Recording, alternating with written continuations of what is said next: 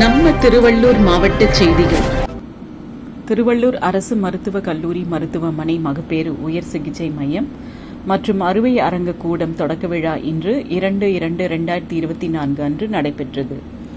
இந்நிகழ்ச்சியை திரு ஆர் காந்தி, மாண்புமிகு கைத்தறி மற்றும் துணிநூல் துறை அமைச்சர், திரு மா சுப்பிரமணியன், மாண்புமிகு மருத்துவம் மற்றும் மக்கள் நல்வாழ்வுத்துறை அமைச்சர் அவர்கள் துவக்கி வைத்தனர்.